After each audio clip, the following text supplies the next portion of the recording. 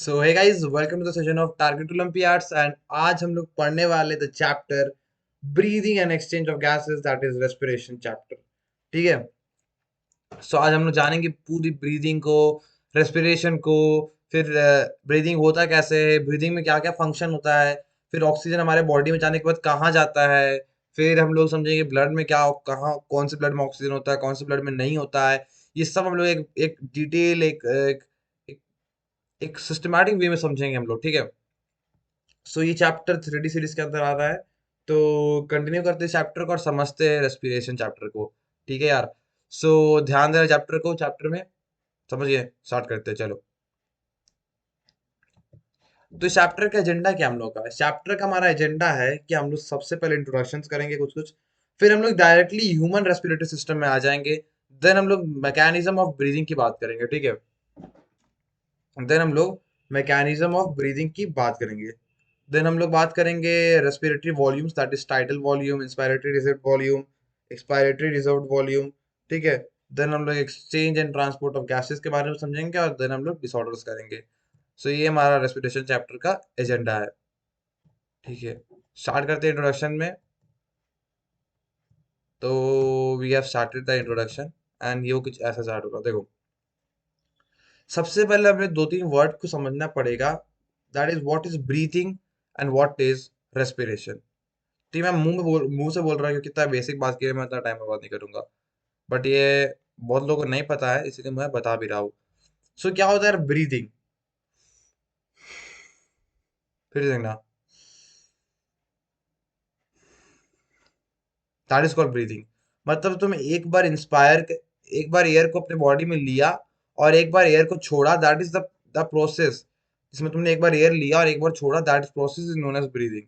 और रेस्पिरेशन क्या होता है, रेस्पिरेशन में बहुत सारा केमिकल चीज इन्वॉल्व होता है, जैसे कि वो ऑक्सीजन गया तो तुम्हारे कौन से फूड का ऑक्सीडेशन किया, मतलब वो एक कॉम्प्लेक्स प्रोसेस है। हम्म। सो आपका ब्रीदिंग एक सिंपल प्रोसेस है और रेस्पिरेशन एक कॉम्प्लेक्स प्रोसेस है, तो आपको दोनों में डिफरेंस समझ आ गया होगा। और हम लोग इस सीरीज के अंदर सिर्फ और सिर्फ एनसीईआरटी में फोकस करेंगे, पूरा एनसीईआरटी को खत्म कर देंगे, तो आप लोग चिंता मत करना एनसीईआरटी का। लाइन में लाइन करेंगे तो एनसीईआरटी का नेक्स्ट टॉपिक है, दैट इज रेस्पिरेटरी ऑर्गन्स। ठीक है। तो ये रेस्पिरेटरी ऑर्गन्स के अंदर आता है, तो मतलब कि कौन सा एनिमल के पास कौन सा रेस्पिरेटरी पार्ट है, वो हम लोग देखेंगे। तो स्टार्ट करते हैं यार प्रोटेस्ट और बैक्टीरिया में। तो बैक्टीरिया के पास कोई स्पेशल पार्ट होता नहीं है, वो रेस्पायर करते directly through their plasma membrane. ठीक है। वो रेस्पायर करते directly through their plasma membrane. Porifera की बात करें तो पॉरीफेरा के पास क्या होता है, plasma membrane of each cell. तो पॉलीफिला के पास क्या होता है, एक सेल नहीं होता, मल्टी सेलुलर ऑर्गेनिज्म है, तो उसके हर सेल के पास प्लाज्मा मेम्ब्रेन होगा जो करता है आपका रेस्पिरेशन। ठीक है। सो प्रोटिस्टा पॉलीफेरा समझ गए, समझिए। कोइलेंटिराटस क्या होता है, मैं इसको ऐसे ही बोलता हूँ, मुझे याद करने में इजी हो गया था इसीलिए। सो ये अपना रेस्पिरेशन करता है through general body surface, through general body surface. आगे बात करते हैं प्लाथ हेलमिंथिस की। ठीक है। सो प्लैथ हेलमिंथिस अपना रेस्पिरेशन करता है थ्रू एनारोबिक रेस्पिरेशन, नेमाटोडिड्स भी एनारोबिक रेस्पिरेशन, एनालिड्स, ये आपको याद करना ज्यादा जरूरी तो इंपॉर्टेंट है। एनालिड्स मतलब क्या होता है आपका, एनालिड्स यानी earthworm and leches. Annelids, annelids क्या होता है, जिसका बॉडी सेगमेंटेड होता है, अपने एनिमल के एकदम सब चीज पढ़ा होगा। ठीक है। सो एनालिड्स में हमारा होता है स्किन। स्किन, तो हम लोगों ने क्या समझा, देखो, छोटे छोटे ऑर्गेनिज्म सच एज बैक्टीरिया, समझ रहे हो ना, छोटे छोटे ऑर्गेनिज्म सच एज बैक्टीरिया, ठीक है, प्रोटिस्टा, ये सब में क्या होता है, डायरेक्टली वो प्लाज्मा मेम्ब्रेन से रेस्पिरेशन कर लेता है। ठीक है, चिल है। बट पॉरीफेरा हो गया, वो एक जेली लाइक स्ट्रक्चर होता है पॉरीफेरा। मान लो पॉरीफेरा लेंस है। सो कोई पॉरीफेरा एक जेल लाइक स्ट्रक्चर है, तो पॉरीफेरा अपने रेस्पिरेशन कैसे करेगा, वो अपना रेस्पिरेशन थ्रू मेम्ब्रेन करेगा। ठीक है। आगे बात करते हैं कोइलेंटिराटस का। कोइलेंटिराटस क्या है, जो बॉडी सरफेस है, बॉडी सरफेस है उसी से रेस्पिरेशन करेगा। प्लैथ हेलमिंथिस, नेमाटोडा, वो सब रेस्पिरेशन कैसे करेगा, एनारोबिक। एनारोबिक क्या होता है, जिसमें ऑक्सीजन नहीं रहता है। ठीक है। एनालिट्स करता है रेस्पिरेशन थ्रू स्किन, आपको पता ही होगा अर्थ फॉर्म का कि वो स्किन से रेस्पिरेशन करता है। देन इंसेक्ट, सेंटिपाइज, मिलिपिड्स, इतना इंपॉर्टेंट नहीं है, बस आप इतना याद रखो। आर्थ्रोपोडा, आर्थ्रोपोडा क्या होता है, जिसमें इंसेक्ट आता है, कॉकरोचेस आता है, एंड जो भी वो टाइप के एलिमेंट्स है वो आते हैं इसके अंदर। तो आर्थ्रोपोडा किससे रेस्पिरेशन करता है? तो ट्रैकिया, ये भी आपको पता होगा। आपने कॉकरोच का रेस्पिरेशन छोटी क्लासेस में पढ़ा होगा, सेवेंथ में पढ़ा होगा मे बी। ठीक है। अब ये बुक लंग्स, बुक गिल्स का क्वेश्चन आपको नीट में आया हुआ है अच्छा खासा, ध्यान देना। सो सेंट्री, ठीक है, spider, scorpions and ticks mites. आपको बेसिकली स्पाइडर और स्कॉर्पियन में फोकस करना है। किस में फोकस करना है आपको? स्पाइडर और स्कॉर्पियन में। और स्पाइडर और स्कॉर्पियन के पास क्या होता है? Book lungs. ठीक है। स्पाइडर और स्कॉर्पियन के पास क्या होता है? Book lungs. देन बात करते हैं क्रैब की, जिसके पास भी बहुत है बुक लंग्स। प्रॉन्स के पास होता है गिल्स। ठीक है। देन हम लोग फिश की बात करें तो आपको पता है गिल्स होता है, एंड हमारे पास एक लंग्स होता है, एंड बर्ड्स के पास भी लंग्स और एयर सैक्स होता है। तो आपने ऐसा करके हमारा respiratory organs in different bodies समझ गए होंगे। आपको एक बार रिवीजन कर लो, खुद से पढ़ लो। ठीक है। प्लाथल में इसका एनारोबिक रेस्पिरेशन वो सब। सो ये टॉपिक किसका था? Respiratory organ.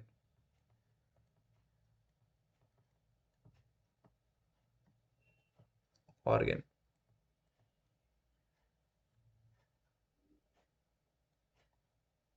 सो रेस्पिरेटरी ऑर्गन्स। आगे बढ़ते हैं हम लोग।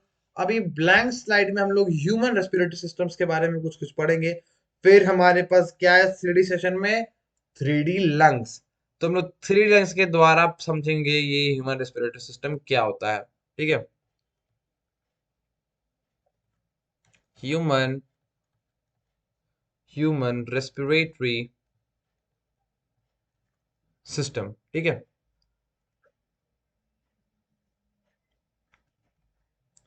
तो यार ह्यूमन रेस्पिरेटरी सिस्टम क्या होता है? ठीक है। देखो, तो ह्यूमन रेस्पिरेटरी सिस्टम हमारा सबसे पहले क्या होता है? लंग्स आता है।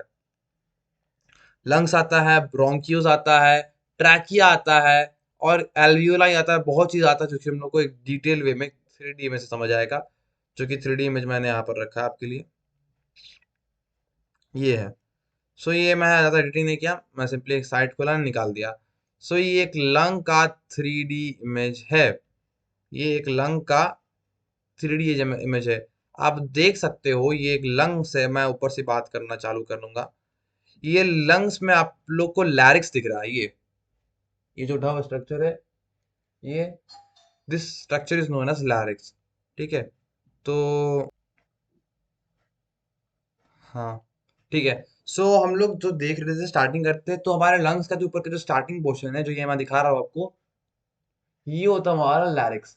ये लैरिक्स क्या होता है मैं आगे करके क्लियर करूंगा, पहले समझा देता हूँ। ठीक है। सो ये लिखा हुआ है क्रिकोडियल कार्टिलेज। तो ये कार्टिलेज हमारा क्या है? ये हमारा लैरिक्स है, थायराइड कार्टिलेज। तो ये दो कार्टिलेज की मदद से बनता है हमारा larynx, and this is only the sound box. आगे बात करते हैं ब्रोंकियल ट्री। ब्रोंकियल ट्री मतलब क्या होता है? लैरिक्स के बाद ट्रैकिया आता है, ब्रोंकियल ट्री आता है, जिससे हमारा सांस जो मैं ले रहा हूँ ये अंदर जा रहा है थ्रू ब्रोंकियल ट्री। तो लैरिक्स के बाद क्या आ गया? Bronchial tree. फिर हमारा लंग्स आ गया, दो, left inferior lungs, right inferior lungs. और लंग्स भी दो कटिंग में है, मतलब कि देख सकते हो आप, ये एक स्ट्रक्चर हुआ, ये एक स्ट्रक्चर हुआ, that is left superior lungs, and ये स्ट्रक्चर हुआ, ये स्ट्रक्चर हुआ। ओके। अब मैं घुमाता हूँ और दिखाता हूँ आपको और पीछे की चीजें। तो पीछे भी लंग्स कुछ ऐसा दिखता है, एंड ये हमारा सिंपली ब्रोंकियस ट्री है, एंड ये आपको स्ट्रक्चर मैंने सब चीज दिखा दिया। मुझे इस स्ट्रक्चर में कुछ और बात करना था यहाँ पर की, ये यहाँ पर हमारा डायाफ्राग्राम, डायफ्राग्राम अटैच रहता है, जो कि हमारे को सांस लेने में मदद करता है। फॉर एग्जाम्पल हम लोग इंस्पिरेशन और एक्सपिरेशन जब डिटेल में पढ़ेंगे, उसमें हम लोग डायफ्राग्राम का पूरा रोल समझेंगे, तो कोई प्रॉब्लम की बात है नहीं। एंड ये पीछे हो गया, ये हो गया। तो यही हमारा 3D लंग्स है, जो मैं आपको इस 3D वीडियो में लेके आया हूँ। ठीक है। तो बेसिकली आपने लंग्स की बहुत चीज समझ गया होगा, और मैं बस लिख देता हूँ नोट्स में आप सब चीज को। हाँ, ठीक है। So human respiratory system. तो हम लोग को ह्यूमन रेस्पिरेटरी सिस्टम में पहली पहले पॉइंट माना होगा फेरिक्स। ये स्टार्ट होता है फेरिक्स से। तो ये स्टार्ट किस होता है? PHYRARPHARYNX।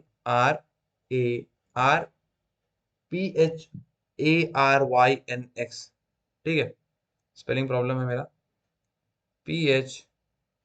PHARYNX। ठीक है। फेरनिक्स, फेरिक्स। ठीक है। PHARYNX। तो फेरिक्स क्या होता है देखो, हम लोग जो खाना खाते हैं, जब हमारा खाना और हमारा एयर दोनों एक ही कॉलम से पास होता है, हमारा खाना और हमारा एयर जो एक ही कॉलम से पास होता है वो होता है फेरिक्स। तो हमारा एयर प्लस फूड, ठीक है। तो मैं ऐसा करके इंपॉर्टेंट पॉइंट्स को नोटिस कर मैं लिख दे रहा हूँ। देन फेरिक्स के बाद हमारा क्या आ गया, लैरिक्स, ठीक है, LARYNX, ठीक है। हमारा लैरिक्स जो कि हमारा होता है साउंड बॉक्स, ठीक है, जो कि हमारा होता है साउंड बॉक्स। देन हम लोग बात करेंगे, हमारा ट्रैकिया आता है, हमारा ट्रैकिया आता है, ठीक है, मैं ट्रैकिया लिख नहीं रहा हूँ, ट्रैकिया आता है, ब्रोंकी आता है, ब्रोंकियोज आता है, टर्मिनल ब्रोंकी आता है। मैं सबको एक ही बार में लिख देता हूँ, ब्रोंकी, ठीक है, BRONCHI, ब्रोंकी, ठीक है। सो ब्रोंकी होता है, कार्टिलेज नहीं होता, मतलब कि हमारा सांस हमारे लंग्स तक आ गया है, एंड इसको लाने में किस किस ऑर्गन का क्या क्या काम है वो हम समझ गए हैं, ठीक है। अब हम लोग बेसिक लंग्स का डायग्राम बनाते हैं खुद से, कि हम लोग को और डिटेल में समझ आए। एक लंग का लोब बनाते हैं और समझते हैं।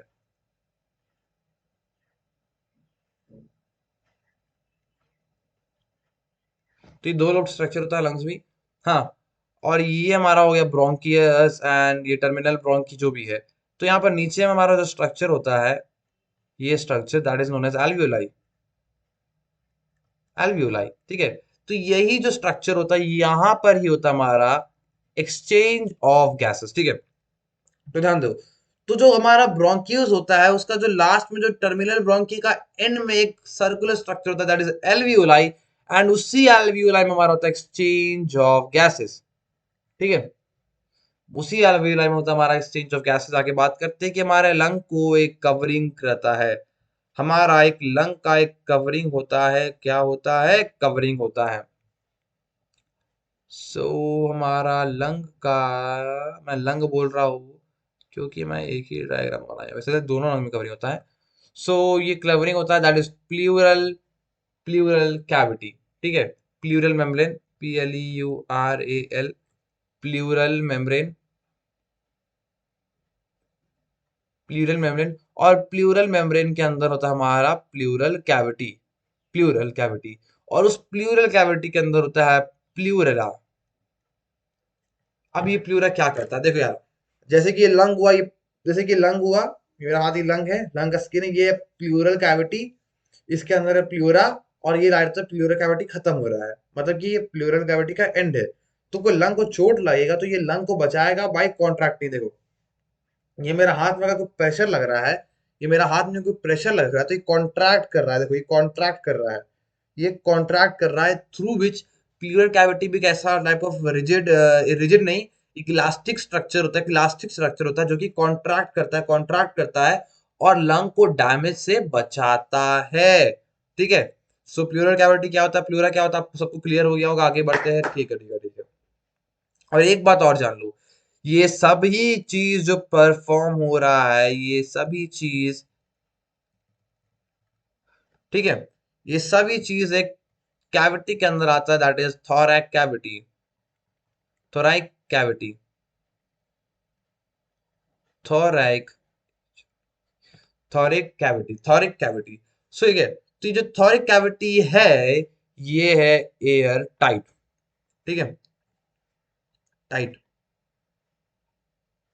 सो ये जो थोरिक कैविटी है वो है एयर टाइट सिस्टम। आगे बात करते हैं, तो सिस्टम तो बहुत समझ गए, अब समझते हैं यार यहाँ पर जो मैकेनिज्म ऑफ ब्रीदिंग हम लोग को अब समझना है, मैकेनिज्म।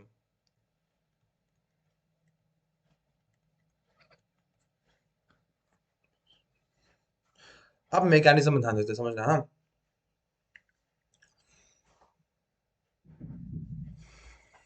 मैंने क्या किया, ब्रीथ किया। चलो यार सबको एक बार ब्रीथ करो फिर स्टार्ट करते हैं मैकेनिज्म। तो देखो मैकेनिज्म में क्या होता है, सबको ब्रीथ करना चालू करो। मैं क्या कर रहा हूँ अभी, क्या कर रहा हूँ, सांस को लूंगा, मैंने सांस लिया, मैंने सांस लिया तो मैं ये देख रहा हूं कि मेरा चेस्ट है वो बाहर आ रहा है। ध्यान देना, मैंने सांस लिया तो मैंने देखा कि मेरा चेस्ट बाहर आ रहा है, मैंने नोटिस किया, मैं लिखा। मैंने लिखा कि इन ब्रीदिंग यानी इंस्पायरेशन, मैंने सब सांस लिया तो मेरा चेस्ट बाहर आया, मेरा चेस्ट बाहर आया। अब देखो, अब देखो ध्यान से, अगर कोई चीज डोमिनेट करता है तो वो दूसरे चीज को रेसेसिव करता है। मतलब टॉपिक में आता डायरेक्टली, अगर मेरा चेस्ट आगे आया तो डायाफ्राम नीचे गया। जब मैं सांस छोड़ूंगा, मेरा चेस्ट नीचे आया तो डायाफ्राम ऊपर आया। मतलब जब चेस्ट अपने आप का अपना औकात दिखाता है, अपना पावर दिखाता है, तो डायाफ्राम झुक जाता है। जब चेस्ट छोटा हो जाता है, अरे मैं तो छोटा हो गया, तो डायाफ्राम का अपना लेवल अप हो जाता है। तो आपको मेन चीज ये समझना है, जिसमें बेसिक एमसीक्यू क्वेश्चन आ सकता है from class 9 to class 12 to NEET, ठीक है, इज दैट जब चेस्ट ऊपर होता है तो डायाफ्राम, जिसका मैं स्पेलिंग गलत लिखूंगा, नीचे जाता है। ठीक है, देन आपको पाथवे के बारे में भी समझना है, जो कि मेंशन किया गया है एनसीईआरटी में। तो वो बहुत इजी है, आप सबका आने आपको पाथवे तो मैं इजीली बता दूंगा। देखो, स्टार्ट कहाँ से होता है आपका, नोज से स्टार्ट होता है। कहाँ से स्टार्ट होता है आपका, नोज से। नोज से आपके नेजल चैम्बर में आता है, नोज से आपके नेजल चैम्बर में आता है, नोज से आपके नेजल चैम्बर में आता है, नेजल चैम्बर से आपके फेरिक्स में आता है, फेरिक्स से आपके लैरिक्स में आता है, फेरिक्स से आपके फेरिक्स फेरिक्स से आपके लैरिक्स में आता है, लैरिक्स से आपके ट्रेकिया में आता है, लैरिक्स से आपके ट्रेकिया में आता है, ट्रैकिया से आपके ब्रोंकियस में आता है, ट्रैकिया में आपसे ट्रैकिया से आगे आपके ब्रोंकियोस में आता है, ब्रोंकियोस में आता है, ब्रोंकी में आता है, पहले ब्रोंकी में आता है, हाँ। ट्रेकिया के बाद आपके ब्रोंकी में आता है, ब्रोंकी के बाद आपके ब्रोंकियोस में आता है, ट्रेकिया के बाद आपके ब्रोंकी में आता है, ब्रोंकी के बाद आपके ब्रोंकियोस में आता है, ब्रोंकियोस के बाद टर्मिनल ब्रोंकी में आता है, टर्मिनल ब्रोंकी के बाद आपके एल्वियोलाई में जाता है, एल्वियोलाई के बाद आपका गैस एक्सचेंज हो जाता है। ठीक है, सो आपके पाथवे को समझते हैं हम लोग, रेस्पिरेटरी पाथवे। एंड यही चीज का आपका अपोजिट सिनेरियो होगा इन एक्सपिरेशन। ठीक है, मैं लिख के आपको टाइमर बात नहीं करूंगा।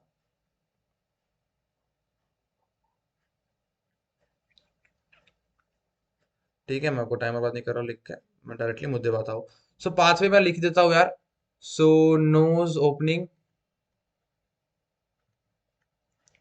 ठीक है, नेजल चेम्बर, नोज ओपनिंग, मैं फिर से कर रहा हूँ यहाँ पर, nose opening, nasal chamber,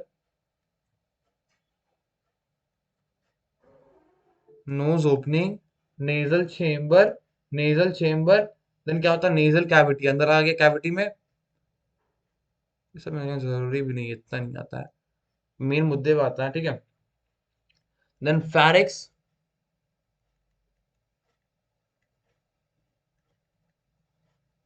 फेरिक्स, pharynx, pharynx, pharynx, glottis, glottis, larynx, larynx, larynx, larynx, trachea, trachea, trachea, trachea, trachea, trachea, bronchi, bronchioles, different pathway में हो जाएगा यहाँ पर।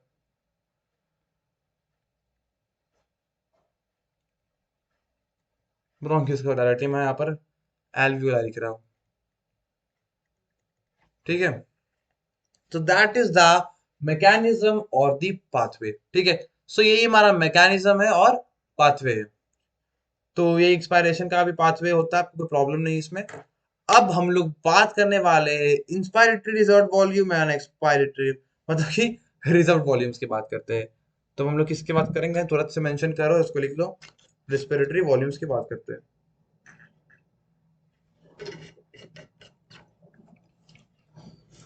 चलो, सो रेस्पिरेटरी वॉल्यूम्स में हमारा सबसे पहला आता है। ठीक है, हेडिंग आते हैं।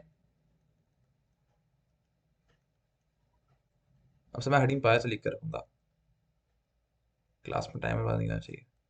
ठीक है, सबसे पहला बात हम लोग आएंगे टाइडल वॉल्यूम में। मैं फोटो डाला हूँ क्या, नहीं डाला हूँ। ठीक है, सबसे पहले हम लोग आते हैं टाइडल वॉल्यूम में। So tidal volume is only 500 ml and it is the normal air we breathe. देखो हम लोग सांस ले रहे हैं, मैं अभी भी पढ़ा रहा हूँ, आपसे बात कर रहा हूँ, तो मैं सांस ले रहा हूँ, ठीक है। तो मेरे क्या बात करने हैं बार बार, ऐसे तो हो नहीं रहा है, मैं नॉर्मल सांस ले रहा हूँ। तो ये जो मैं नॉर्मल सांस ले रहा हूँ मतलब मैं 500 ml ले रहा हूँ, 500 ml एयर ले रहा हूँ approximately, and that is the tidal value, that is the normal breathing, that is the normal breathing.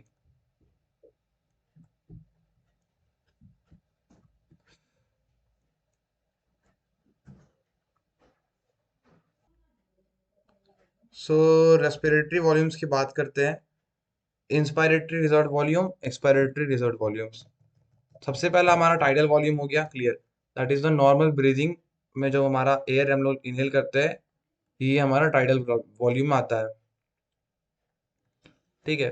अब हम लोग बात करेंगे inspiratory reserve volume. Inspiratory reserve volume that is 2500 से 3000 ml, ठीक है। मतलब कि मैंने एक बार सांस लिया, ठीक है, मैंने एक बार सांस लिया फोर्सफुली, मतलब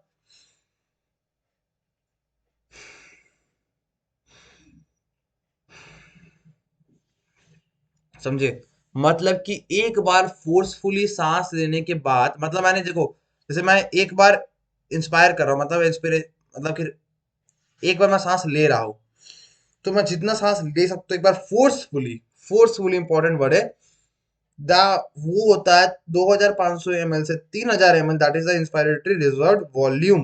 तो so volume remain after forcefully inspiration,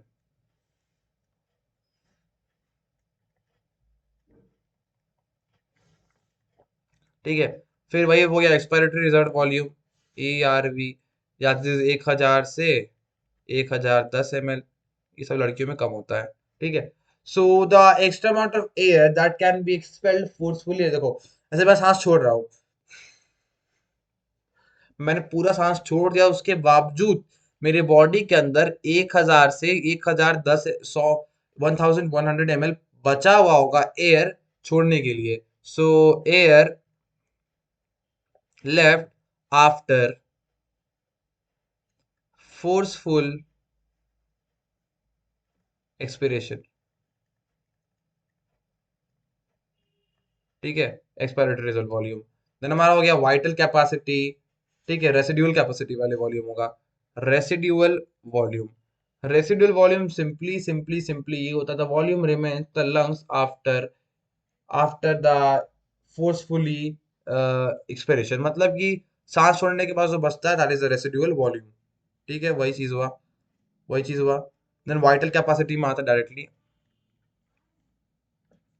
vital capacity क्या होता है, मैं डायरेक्टली लिख रहा हूँ, tidal volume plus inspiratory reserve volume, IRV plus expiratory reserve volume, ये होता है हमारा वाइटल कैपेसिटी। मतलब कि हमारा वाइटल कैपेसिटी, पूरे लंग का कैपेसिटी क्या है, जैसे कि टाइडल वॉल्यूम भी है उसमें, इंस्पायरेटरी रिजर्व वॉल्यूम भी है, एक्सपायरेटरी रिजर्व वॉल्यूम भी है, ये सब एक कैपेसिटी को शो करता है, and that is the vital capacity, जो कि हमारा 4000 से 4500 ml, से 4500 ml, ठीक है। और हमारा 3 4 कैपेसिटी बाकी है, बट वो हम लोग नेक्स्ट लेक्चर में करते हैं, इसी पीसी में स्लाइड में कर दिया जाएगा उसको। एंड उसके बाद हमारा टॉपिक बचता है that is the exchange of gases, exchange of gases, ठीक है, transport of oxygen, transport of carbon dioxide और डिसऑर्डर्स बच जाएगा, और रेगुलेशन। तो हम लोग अगले लेक्चर में करते हैं, टिल देन वीडियो को लाइक करना एंड चैनल को सब्सक्राइब, थैंक यू। और चेकआउट करना मत भूलना यार, ठीक है, इंस्टाग्राम को। चलो लेट्स गो, बाय बाय।